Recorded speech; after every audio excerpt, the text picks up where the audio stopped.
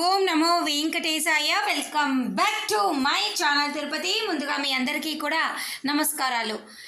ఈరోజు జూన్ 20వ తారీఖు సంబంధించి ఉచిత సర్వదర్శనం టోకెన్లు నిన్న జూన్ 19వ తారీఖున మధ్యాహ్నము 1:20 సమయానికి 12,000 ఉచిత సర్వదర్శనం టోకెన్లు, 2,000 శ్రీవారి నడక మార్గం టోకెన్లు తిరుపతిలో ఇచ్చారండి.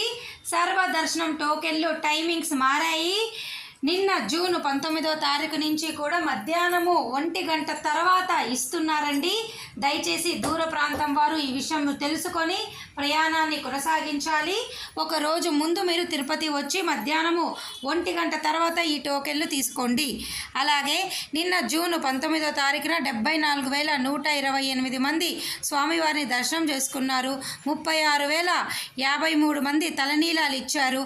3,58,00,000 హుండీ కానుకలు, 3,98,000 మంది లడ్డూని ప్రసాదంగా తీసుకున్నారు. 2,75,000 మంది అన్నప్రసాదాన్ని స్వీకరించారు. 3,745 మంది మెడికల్ ట్రీట్మెంట్ అందుబాటులో కొండపైన తీసుకున్నారండి. అయితే ప్రస్తుతానికైతే స్కూల్స్ కాలేజీలు అన్నీ ఓపెన్ చేశారు కదండి. రద్దీ బాగా తగ్గింది. చూశారు కదా, కేవలం 74,000 మంది మాత్రమే నిన్న జూన్ 19వ తారీఖున దర్శనం చేసుకున్నారు. వచ్చేవాళ్ళు రండి, దర్శనం తొందరగా అవుతుంది. అలాగే చూడండి, ఈరోజు జూన్ 20వ తారీఖు సంబంధించి ప్రస్తుతం అయితే కంపార్ట్మెంట్లో భక్తులు వేచి ఉండగా క్యూ లైన్ అనేది శిలాతోరణం వరకు కూడా పొడిగించబడింది. అలాగే ఎటువంటి టికెట్లు లేని వాళ్ళకు 24 గంటలు దర్శనానికి సమయం పడుతుంది. అలాగే సర్వ దర్శనం టోకెన్లు తీసుకున్న వాళ్ళకి 2 నుంచి 4 గంటల లోపలే దర్శనం అయిపోతుందండి.